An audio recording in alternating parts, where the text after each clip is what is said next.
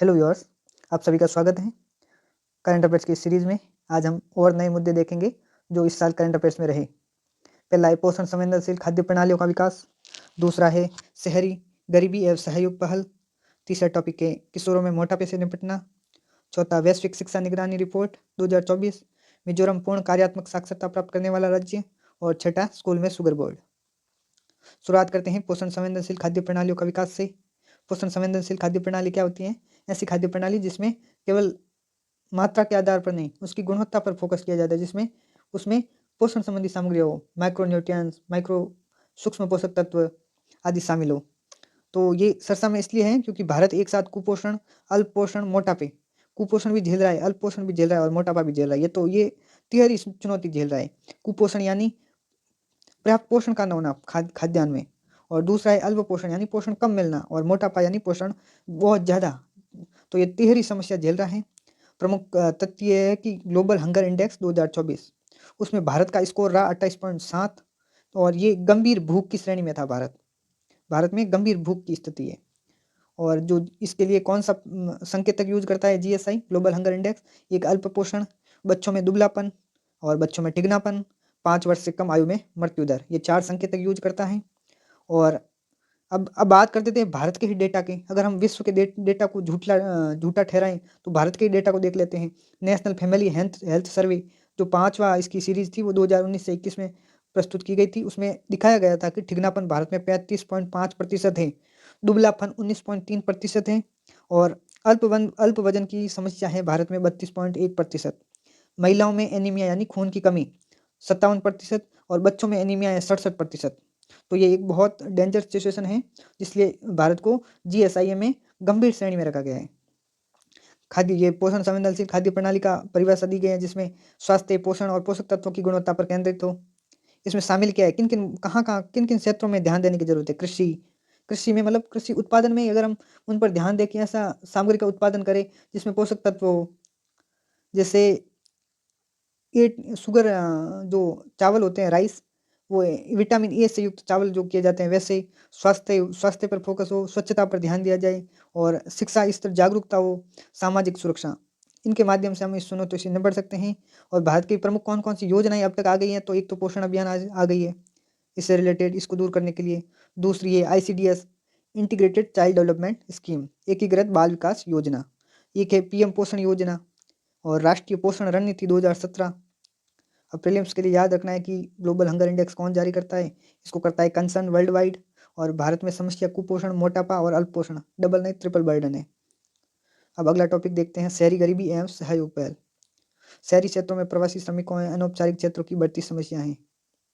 शहरी गरीबी के तथ्य क्या है कि भारत में 1951 में 17.29% शहरी शहरी आबादी गरीबी थी। 2011 में 3.16%, 1.6%। अब विश्व बैंक का अनुमान है कि भारत 2025 तक 68% भारतीय शहरी आबादी, यानी भारत का शहर ओवरबर्डन हो जाएंगे। तो उस समय ये समस्या और ज़्यादा बढ़ जाएगी कि जो बाहर झुग्गी में रहने वाले लोग, वहाँ जो असंगठित क्षेत्रों में काम करते हैं प्रवासी मजदूर, वो ऐसे निम्न ऐसे एरिया में रहने के लिए मजबूर होंगे। तो ये बहुत समस्या ज़्यादा है। इसके लिए एक सहयोग पहल है कि जो शहरी गरीब है, उनको लक्षित किया जाए, उनकी पहचान की जाए, फिर उनको उसका हल किया जाए, उनको टारगेटेड सुविधाएं प्रदान की जाए, पोषण संबंधी समस्या दी जाए। अब शहर में लक्षित समूह हैं, कौन कौन से प्रवासी मजदूर हैं, असंगठित श्रमिक हैं, झुग्गी झोपड़ी निवासी हैं। उद्देश्य है योजनाओं का समन्वय और लाभों की लक्षित पहुँच हो, ताकि उनकी समस्याएं दूर हो।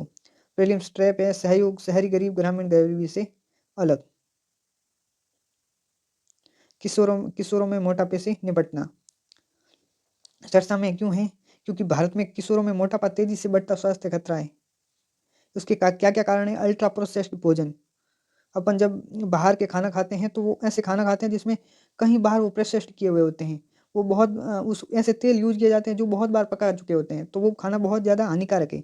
और शुगर युक्त पेय पदार्थ यूज करते हैं। शारीरिक निष्क्रियता यानी काम बिल्कुल करते नहीं हैं, बैठे खूब रहते हैं, या एक्सरसाइज वगैरह बहुत कम। फिर और आजकल स्क्रीन टाइम बढ़ गया है लोगों का, तो ये किशोरों में मोटापे बढ़ने का कारण है। और डब्ल्यूएचओ ने क्या कहा? मोटापा सबसे तेज बढ़ती गैर संसारी समस्या है, बीमारी गैर संसारी है सबसे बड़ी। भारत में अभी 5 से 15% किशोर मोटापे से प्रभावित हैं। सरकारी कदम, एसएफएसएस खाद्य पदार्थों पर नियंत्रण, यानी हाई फैट सॉल्ट और शुगर ये चीज़ हो उसमें उस पर नियंत्रण किया जाए। स्कूल कैंटीन दिशा निर्देश और शारीरिक गतिविधि को बढ़ाना। प्रीलिम्स याद रखिए SFSS अधिक वसा, चीनी और नमक। नियामक कौन करता है? FSSAI। अब बात करते हैं वैश्विक शिक्षा निगरानी report 2024 global education monitoring report. चर्चा में क्यों है? क्योंकि SDG 4 की प्रगति का आकलन इसमें किया जा रहा है। मूल जानकारी इसको जारी कौन करता है? ग्लोबल एजुकेशन मॉनिटरिंग रिपोर्ट को यूनेस्को। संबंधित लक्ष्य है कि HDG 4 गुणवत्तापूर्ण शिक्षा इसका आकलन स्कूलों में इसको देखने का काम करता है, यूनेस्को है। और प्रमुख निष्कर्ष इसके ये हैं कि कोविड-19 ने 75% स्कूल प्रभावित हुई कोविड-19 से। भारत में सीखने की हानि हुई, डिजिटल असमानता, जलवायु परिवर्तन, शिक्षा प्रणाली की संवेदनशीलता। तो ये इन मुद्दों की वजह से भारत में स्कूली शिक्षा प्रभावित हुई, ये कहा है यूनेस्को ने। GEM report global education monitoring report world bank नहीं करता है, यूनेस्को करता है जारी, तो ये याद रखना है। 5वां टॉपिक है मिजोरम पूर्ण कार्यात्मक साक्षरता प्राप्त करने वाला राज्य। Mizoram achieves full functional literacy. चर्चा में मिजोरम ने स्वयं को भारत का पहला पूर्ण कार्यात्मक साक्षर राज्य घोषित किया। अब कार्यात्मक साक्षरता है क्या?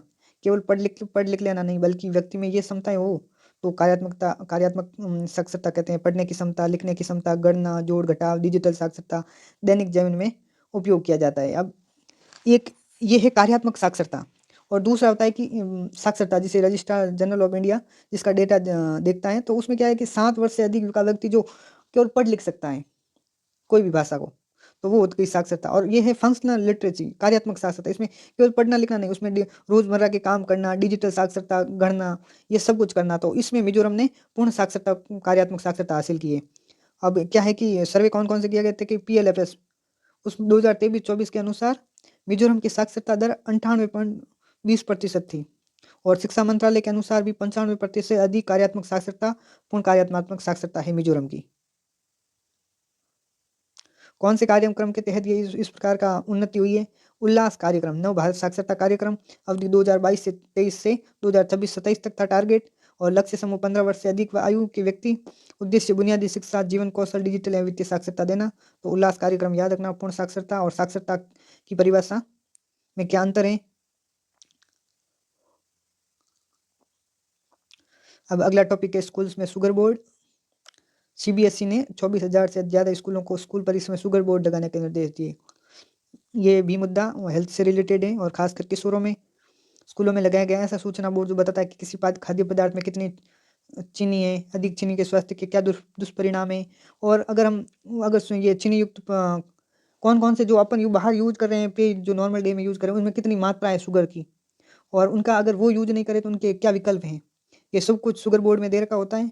अब उसका उद्देश्य है बच्चों में जागरूकता, उनका रोज रोज वो जब बोर्ड अपने सामने देखेंगे कि ये इतना हानिकारक है, इसमें इतनी शुगर है, इसके लिए आप यूज करोगे तो उनका व्यवहार में परिवर्तन होगा। ये लाइक एडवर्टाइजमेंट काम करेगा। एड्स किस प्रकार हमें विज्ञापन प्रभावित करते हैं, वैसे ये शुगर बोर्ड करेगा, तो एक अच्छी पहल है। और शुगर बोर्ड की आवश्यकता क्यों है? क्योंकि भारत में बच्चों में मोटापा बढ़ रहा है, अभी टॉपिक देखा था थोड़ी देर पहले ही। और टाइप 2 मधुमेह की शुरुआती अवस्था, टाइप 2 मतलब जो इंसुलिन है ना वो उत्पादन हो नहीं रहा है या यूज नहीं हो पा रहा है।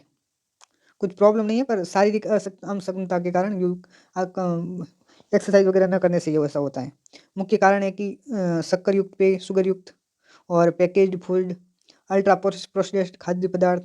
WHO के मानक क्या है कि मुक्त चीनी फ्री शुगर है क्या? अपन काफ़ी बार ऐसे प्रोडक्ट देखते हैं जिसमें लिख रखा है फ्री शुगर, तो जिसमें दैनिक कैलोरी का 5% से कम हो। अत्यधिक चीनी से क्या नुकसान होते हैं कि एक तो मोटापा, मधुमेह, हृदय रोग। और भारत में इसको रेगुलेट कौन करता है? FSSAI। और हाई फूड, सॉल्ट और शुगर खाद्य पदार्थों की पहचान करता है FSSAI। स्कूल कैंटीन में नियंत्रण, CBSE ने शुगर बोर्ड अनिवार्य किया है, स्वस्थ आहार को बढ़ावा देगा। और जो NPCDR है गैर संसारों की रोकथाम। और ये SFSS क्या है? हाई फूड, शुगर, सॉल्ट बच्चों के लिए सबसे अधिक हानिकारक। संबंधित पहल इससे रिलेटेड कौन सी पहल की गई है? Eat right India, fit India movement, पोषण अभियान। Thank you.